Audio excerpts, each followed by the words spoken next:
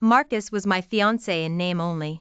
The night before he promised to marry me, he was still making love with Grace, his idealized love. Someone teased him, "Marcus, you're about to get married, aren't you afraid Luna will be angry about this?" He sneered, "She has no one to rely on and she's pregnant. What can she do even if she's angry?" Everyone believed that if Marcus abandoned me, pregnant as I was, I would end up on the streets. Therefore, they were all convinced that I couldn't leave him. But on our wedding day, I vanished completely. Marcus called and roared at me, "You're pregnant and still throwing a tantrum with me. If you don't get back here, let's see what you and the baby in your belly will do." 2 days before the wedding, I made a call to Marcus. His tone was impatient. "What is it now? Didn't I tell you to handle the wedding yourself?" I simply asked him calmly, "Where are you?" "Busy, at the office," he answered indifferently, brushing me off. Then, he hung up on me. The next second, the two intimate figures in the car intertwined again. They didn't notice me, standing not far away. If I wasn't mistaken, the man passionately kissing her should have been the husband I was about to marry. The next day, Marcus took Grace to our marital home. The messy bed and a newly opened box of condoms. They all blatantly told me how intense the battle had been just moments ago. "Why didn't you say you were coming back?" Marcus frowned as he put on his clothes. "I asked Grace to be your bridesmaid." I pretended not to see the intimate marks on his neck, nor the torn lingerie under the bed, and instead focused my gaze on Grace's finger. "It seems this wedding ring is just your size." I wondered why it wouldn't fit me. It turns out it wasn't bought for me at all. Marcus immediately stepped in front of Grace. "Grace was just trying on the ring for you." The wedding dress, the ring, Grace had tried them all. Marcus gave her everything he could. Everything I possessed was merely what slipped through her fingers, including love. "I'm so sorry, Luna, I just thought it was too beautiful and wanted to try it on. Please don't be angry." Grace immediately took off the ring and handed it to me. My expression remained calm, and I didn't take it. "If you like it, it's yours." Marcus's face darkened. "Luna, what are you stirring up now?" He thought I was jealous of Grace, and so I was saying such things out of spite. But this time, I simply didn't want it anymore. "Marcus, I want to talk to you about the wedding," he coldly interrupted me. "The wedding plans will stay as they are. I have things to do at the office, I'm leaving." As walked past me, her eyes briefly swept over me with a hint of provocation, as if declaring her victory, that she was the one truly in Marcus's heart. I didn't respond to that look, because what I wanted to say was, cancel the wedding. When Manor first found out I was pregnant, they immediately began preparing for this wedding, but never intended to marry me. From the time I was very young and came to Oakwood, he had always been indifferent to me. It was only when I was 18 and he asked, "Good student, can you kiss?" that I became deeply entangled in his deceptive charm. Later, I learned it was just a bet with his friends. Marcus is so amazing, I don't believe there's any woman he can't win over. "Do you dare to flirt with your foster sister and win her over?" Afterward, he said it was just a joke among friends. As long as he buttered me up, I would remain by his side, loyal and devoted. Day after day, year after year. My relationships with them are all fake, Luna. My feelings for you are real. Don't you trust my feelings for you? Luna, you used to be so obedient. Why are you becoming increasingly unreasonable lately? Because I was finding it harder and harder to tell which of his words were true.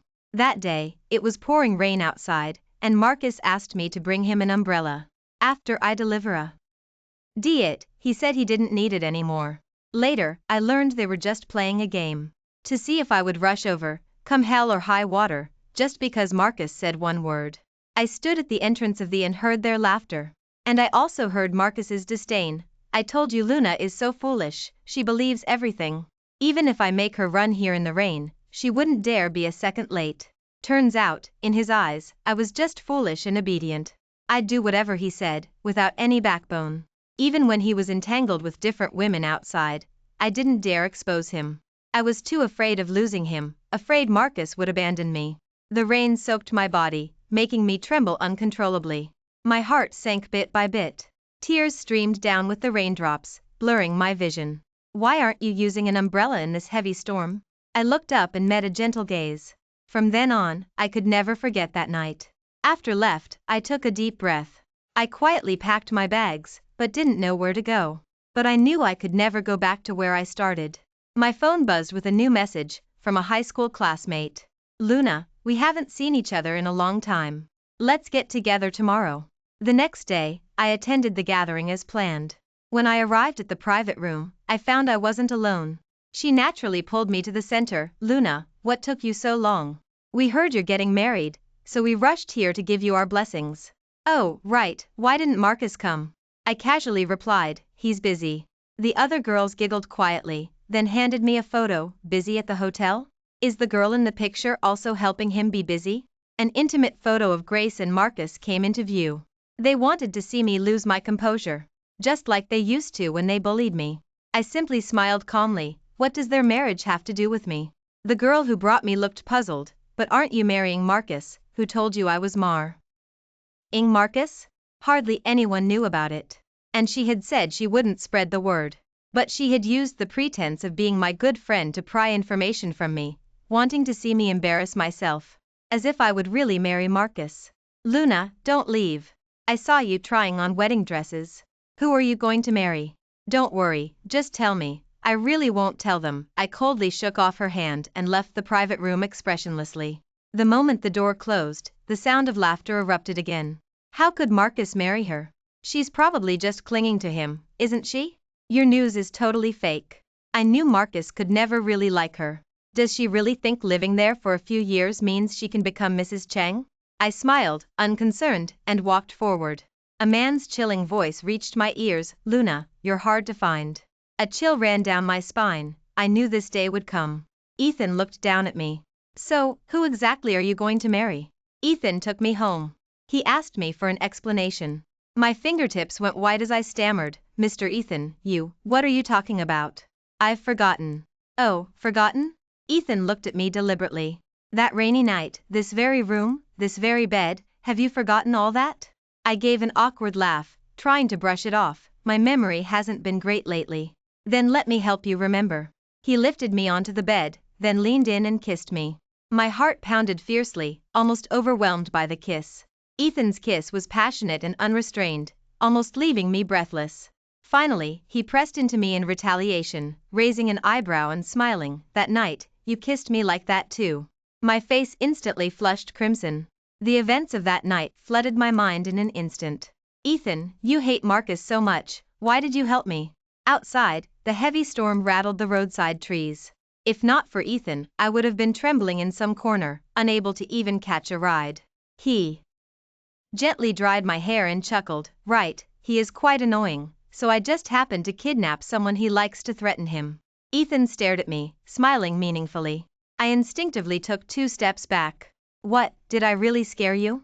I didn't speak, but in that moment, many things clicked into place.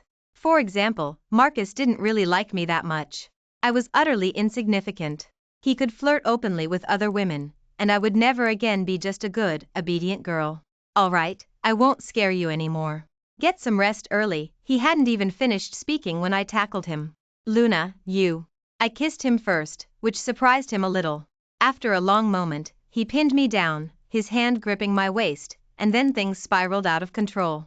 Yes, the next day, I got cold feet. I made a run for it before he even woke up. Ethan must have been quite angry. I blocked his number and deleted his contact information. As if that night had never happened. But clearly, he remembered every detail of that incident. He wouldn't let a single detail go. Luna, you slept with me and then ran off? And you're still going to marry someone else? I avoided his gaze, feeling a little guilty. Actually, that night, Don't tell me you were drunk. I immediately interjected. Right, I was drunk, that's why I wasn't thinking clearly. You only had 1 glass of water that night. Tell me, how did you get drunk? Under his intense gaze, my breathing became erratic. Just then, my phone suddenly rang. I pushed him away and answered the call from Marcus. But it wasn't Marcus's voice on the other end. 2 intertwined breaths sounded on the phone. I'm on the phone. Don't do this. It's too late, don't bother me anymore. You have a wedding tomorrow. Marcus's voice came through. It's just a formality. The wedding isn't as important as you are. I knew Grace had deliberately made sure I heard that. Then, the call disconnected. A long silence filled the room. Is that the person you're marrying tomorrow? My expression was calm, showing no emotional fluctuation. Instead, a faint smile touched my lips. Everyone thought I would marry him, and Marcus was convinced I wouldn't dare be angry. Even if he betrayed me again and again, I would pretend to be deaf and blind, acting as a dutiful and virtuous wife, never questioning his private affairs. Including, he thought the same. I didn't care. After all, tomorrow's bride wouldn't be me. While was on the balcony making a call, I slipped away again. Because I was afraid he would find out. The child in my belly was his. This was just a moment of impulse, and I didn't dare keep this child. The next day, I didn't go to the wedding. Instead, I made a rational decision and went directly to the hospital. Are you sure you want to terminate this pregnancy? Why isn't the father of the child here? This is something you two should discuss together. The doctor tried to dissuade me 3 times. I casually made up an excuse, no need to ask. It's just that the child's father doesn't want it, that's why I'm here to have it terminated. Luna, what did you say?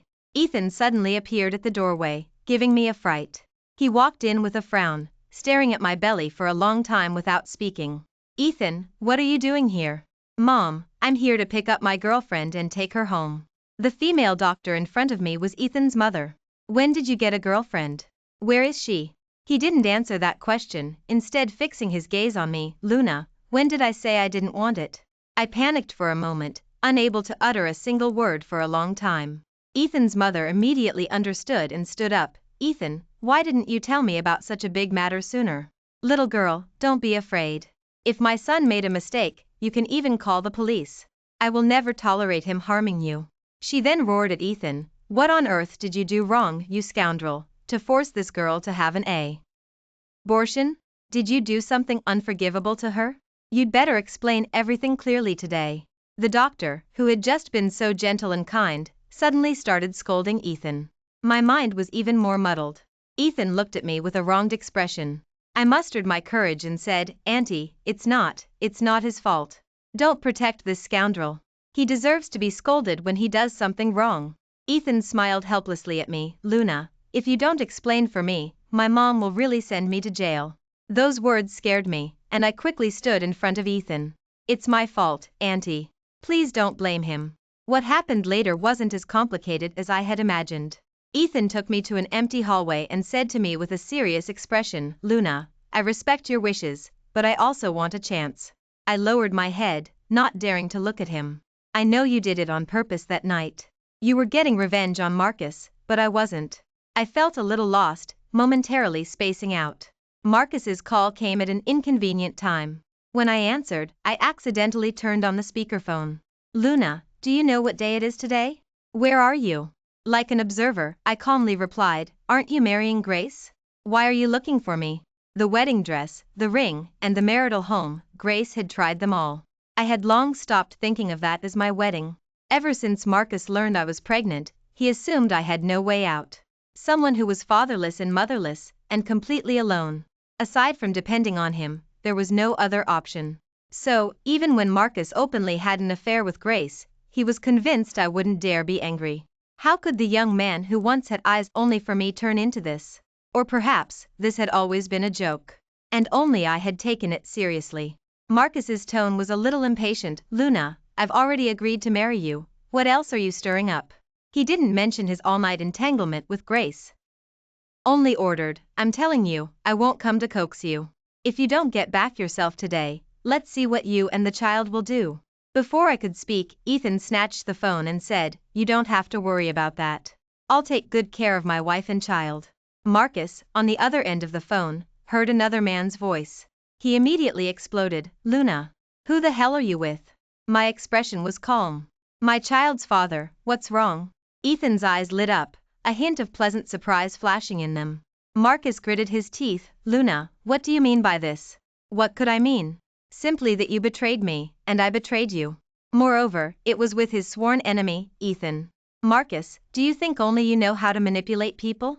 After I finished speaking, I immediately blocked him. I used to think leaving him would break my heart, but now I felt a sense of relief. When I turned back to Ethan, my gaze darted away, and my heart raced erratically. Ethan's eyes burned as he stared at me. Luna, what did you just say? Whether you acknowledge me or not, you at least admit I'm the child's father. That's enough. Ethan was truly easily satisfied. Before, due to Marcus's rivalry with him, I had a very bad impression of Ethan. I always thought he was aloof and profound, a man of few words. But reality seemed to be completely different from what I had imagined. After disappearing from the wedding day, I left no trace for Marcus to find me. He sent me some texts from new numbers. Luna, I know you deliberately staged this little act, aren't you just trying to make me coax you? I don't know where you found that random guy, but this method is too boring. Marcus's thought process was truly something else. Even now, he still thought this was just a ploy from me. He thought I was just angry and jealous. And he still believed I was using another man to provoke him into winning me back. Luna, I'd like to see how long you can keep up this act. The next day, he froze all the credit cards he had given me. He even deliberately came to remind me, Luna, as far as I know, you shouldn't have a single penny on you, right? He seemed to think he could control me this way. In fact, I had already thrown away all the credit cards he gave me the day I left Oakwood. Ethan asked what I was looking at. A joke. Now, nothing Marcus did could stir any ripples in my heart. Instead, it was the little life in my belly that captivated my thoughts every day. I wanted to keep it. Perhaps partly because of Ethan, but mostly because I loved it. In this world, it was the only blood relation I had. Ethan looked at me with a wronged expression. And what about me in your heart? Where do I rank? I didn't dare look at him, my heart racing erratically. The next time I saw Marcus, it was when I saw a coat in the mall. Grace immediately rushed ahead of me. I'll take that one. Wrap it up for me. She especially loved to compete with me. Ever since returning to the country, she loved to usurp my place beside Marcus. Including things I had used, she wanted exact replicas. So it was the same now. When saw me, his expression was unreadable. He simply asked sternly, Luna, how long are you going to keep this up before you come home? I didn't consider that my home. His gaze fell on the coat and he immediately said, without me, you can't even afford a single piece of clothing. Luna, if you want it, just meekly give in. No sooner had he spoken than Ethan walked up from behind me. My wife is just looking at a coat in her own mall. Marcus, why do you have to snatch even a piece of clothing? Then consider it my gift to you. Marcus's expression drastically changed the moment he saw Ethan. Ethan, how could it be you? Marcus had never imagined that the man I had found was Ethan. His longtime business rival whom he couldn't stand and couldn't get rid of. Luna, who allowed you to be with him? Get over here. Ethan shielded me behind him, his hand tightly clasped in mine. Marcus's face turned frighteningly dark at the sight. Ethan, you clearly know Luna is my fiancé, what's your game? His expression was composed, and he chuckled softly, so what? Marcus's gaze swept over my face, and he smiled mockingly, Ethan, do you know Luna is pregnant? Are you really going to be the one to step in and raise someone else's child? Ethan spoke unhurriedly, I know. It's not yours, so why are you so anxious? My child's matters are none of your concern. Marcus froze for a moment when he heard that. Then, realizing the implication, his pupils constricted. Luna, you explain yourself. When did you and Ethan? When, He was so furious he wanted to rush over, but Ethan blocked him. Luna has nothing to do with you. She doesn't need to explain anything to you. When our child is born, we'll send you an invitation. Ethan turned and put his arm around my waist, gently gesturing to me, let's go. A moment later, a hoarse roar came from behind me. If hadn't stopped him, Marcus would have been so enraged he'd have nearly smashed them all. After returned home, he asked me, Luna, when are you going to give me a proper title? I looked at him steadily. Didn't you already say it earlier today? Ethan's eyes widened with surprise. You agreed to marry me? He was so excited he ran straight into the walk-in closet. What are you looking for? Something suitable to wear to get our marriage license. Ethan seemed to really like me. Perhaps it was just a misconception. In college, Marcus and Ethan were at loggerheads, always at odds. Every time I saw Ethan, his eyes seemed to want to devour people. Marcus even told me, stay away from Ethan. He's no good. Otherwise, you won't even know how you died. I believed everything Marcus said. Later, in a debate, I defeated Ethan using sophistry. But I accidentally met his gaze. It was unfathomable, like a deep abyss, quietly watching me. I held my breath, my heart pounding with fear. After all, I had just rendered him speechless. He was probably thinking of ways to retaliate against me. It scared me so much that for several days, I tried to avoid him when I went out. After I left Marcus, the people at Oakwood also contacted me. They had taken me in back then only out of guilt for my parents' deaths. But the trauma from that fire left an indelible shadow. They could have saved my parents, but they were a step too late. Just like Marcus and me, we were always a step too late. He had gotten into a fight with Grace back then, and found me out of spite. So from the beginning, his feelings for me were not pure. I loved too hard, and letting go actually felt liberating. But, on the other hand, was not as free as I imagined. After leaving the hospital, I saw Marcus again. He seemed to have been looking for me for a long time, his face showing a hint of pleasant surprise. Luna, so you were at this hospital. Is there something you need? I stepped back, creating a two-step distance between us. Marcus paused. Why are you so distant with me? I'm already married. It's better to keep our distance. Marcus instantly lost his composure, too. He laughed. Luna, Ethan is ruthless in the business world. I told you not to provoke him, how could you still go to him? I smiled calmly. That's my business, and it has nothing to do with you. Marcus looked at me, taking a deep breath. Luna, let's make up. Stop being angry with me. I looked at him calmly. Marcus, there is no making up between us. A broken mirror cannot be made whole, and spilled water cannot be retrieved. Luna, I know you sought out Ethan just to spite me, didn't you? Wasn't it because I neglected you, and you were retaliating against me? Marcus guessed part of it. That was indeed the reason back then, but many things had changed now. He wouldn't understand my feelings for Ethan. He then looked at my visibly pregnant belly, his anger intensifying. Be obedient, terminate the pregnancy. Come home with me, and I can still forgive you. I laughed bitterly in anger, looking at him coldly. Marcus, do you think I'm still the same Luna who you could slap then offer a candy to soothe? That heavy storm already woke me up. I was afraid he wouldn't understand, so I explained what that heavy storm meant. Didn't you ask me to bring you an umbrella during a heavy storm? After you finished toying with me, you got a call from me, and you must have wondered why there was no sound? I smiled slightly, because at that time, I was on Ethan's bed, and that call was from him. When connected the details, his shoulders trembled with rage. So, you betrayed me back then? His eyes suddenly reddened, and he stared at me, slowly saying, Luna, why would you do this to me? It was truly laughable. He could do it with Grace, but why couldn't I? Then when you repeatedly ignored me for Grace, did you ever consider my feelings? He slowly loosened his clenched hand, as if making a concession. If it's because of Grace, I can make her. Marcus, don't use Grace as an excuse anymore. I exposed him directly. You just thought I would never leave you, that's why you harmed me with increasing severity. Marcus shook his head. No, Luna, let me explain. I ignored him, because Ethan had already rolled down the car window and was waiting for me. Marcus's eyes flashed with furious coldness when he saw Ethan. Ethan didn't even glance at him, opening the car door for me and saying gently, what do you feel like eating later? A curve appeared at the corner of my mouth. You decide. As I left, I saw Marcus's gaze in the rearview mirror, carrying a faint trace of unwillingness. But I remained calm and detached, as if he were merely an insignificant stranger. Although everything was rushed, Ethan still organized a wedding for me. I was a little nervous, worried his family wouldn't like me. Ethan held my hand and said gently, don't be afraid, it's just a dinner gathering with fam. Elders and friends. At the banquet, I met Ethan's father. He looked at me and laughed heartily. Finally, I get to meet her. Is this the girl who defeated you back then? Why did it take you so long to win her over? You're too slow. Ethan's ears turned red. He immediately pretended to cough twice. Dad, please don't talk about that. I was momentarily stunned, and only understood the truth when I turned to look at Aunt. In college, he participated in 100 debates, and he only lost one, to you. I suddenly realized, he had kept that in mind all this time. His father continued to laugh. He kept thinking about that incident after he came back, but he adamantly refused to tell me who Luna was. Now I finally know, haha. The atmosphere at the banquet immediately became relaxed.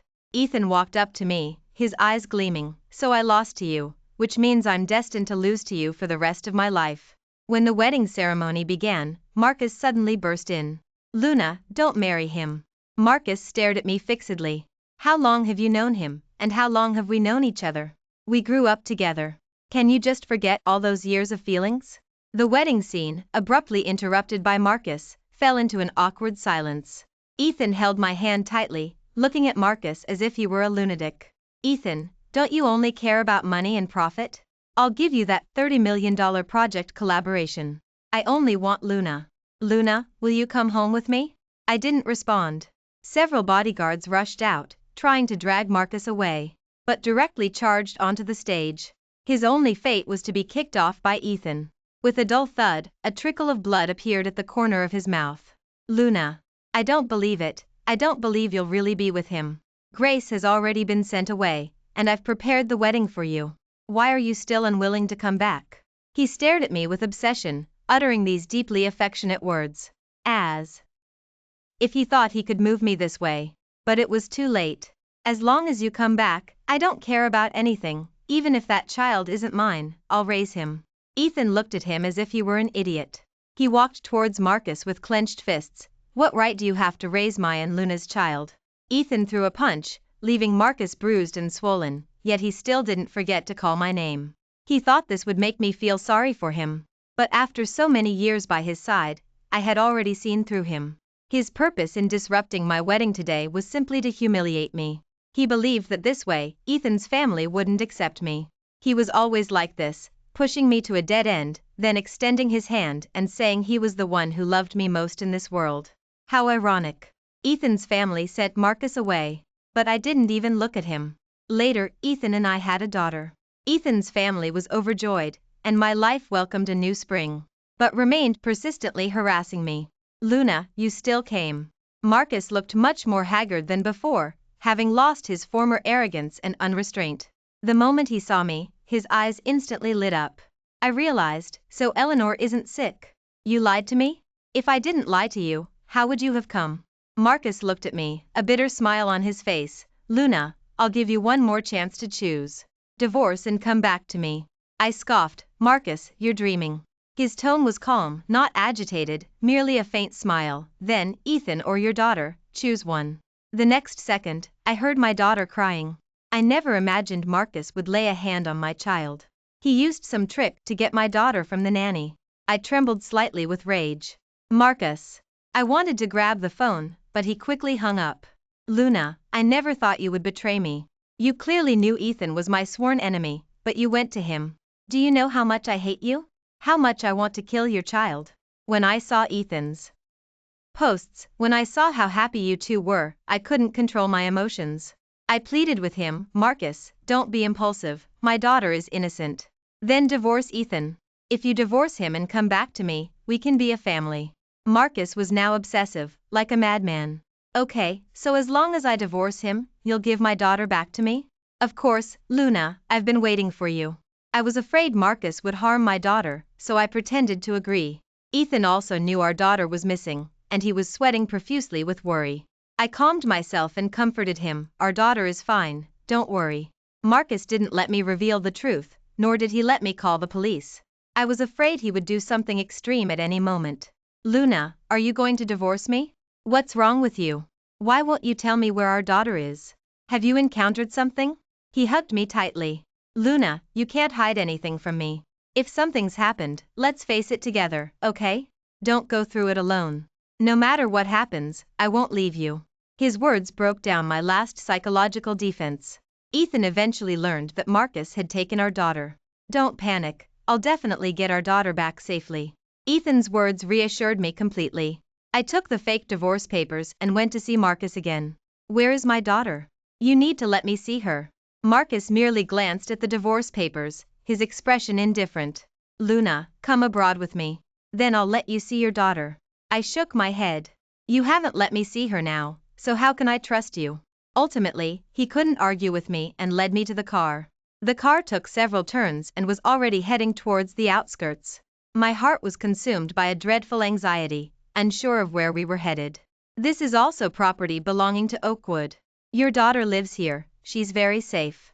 Marcus was very familiar with the place and found an empty apartment on TH's top floor. Then he carried my daughter out. He didn't let me hold her, only allowing me a quick glance from a distance. My daughter was breathing steadily, sleeping soundly. But suddenly, police sirens wailed in the distance. Marcus reacted. You called the police? Luna, you actually lied to me? He glared at me intensely. Ethan taught you to do this, didn't he? Luna, do you truly have no feelings left for me? I didn't answer him, my mind solely on my daughter. He glanced at the infant in his arms and moved towards the rooftop. Luna, I told you to choose between Ethan and your daughter. You chose Ethan, so that means you don't care about her life, does it? He held the swaddled infant high, as if to drop her from the 20th floor rooftop. Marcus. Please, no. My heart clenched into a knot in that instant, and tears welled from my eyes. I beg you, don't hurt her. I'll trade my life for hers, please? Marcus looked at me, his eyes clouded with an intensity that wouldn't dissipate. Luna, I don't want your life. All I've ever wanted, from beginning to end, is you. The corner of his mouth twitched involuntarily a few times, and his eyes were bloodshot. Luna, do you care so much about your daughter with Ethan? All those years between us, and they can't compare to one Ethan? Luna, tell me, is it true that if your daughter dies, you'll come back to me? He took another step forward, and I nearly screamed. Marcus, I can live without seeing my daughter, and I can leave Ethan, but please. I beg you, don't hurt my daughter, okay? I burst into tears. Just then, Ethan and the police arrived. When saw them, there was no fear in his eyes. Instead, he smiled provocatively. Luna, we were so close to being together. Why did you let these outsiders ruin everything? A weary, bitter smile touched his lips. He then looked coldly at Ethan, a mocking smile on his face. Ethan, you can only choose one, your daughter or Luna. Who do you choose? Ethan looked at me steadily, his gaze simultaneously fixed on the child in Marcus's arms. Marcus, you can still turn back now. But ignored his words. Marcus's gaze fell on me, and he forced a profoundly bleak smile. Luna, I don't want you to hate me. But don't forget me. In that very instant, he lowered the child, then resolutely jumped from the 20th floor. I let out a trembling scream, watching helplessly as he plunged from the high-rise. The police quickly retrieved the child. My daughter was unharmed. Ethan comforted me. Holding my daughter, who had been spared from danger, I cried and laughed simultaneously. Marcus's life ended at that moment. What plunged with him was also a part of my younger self.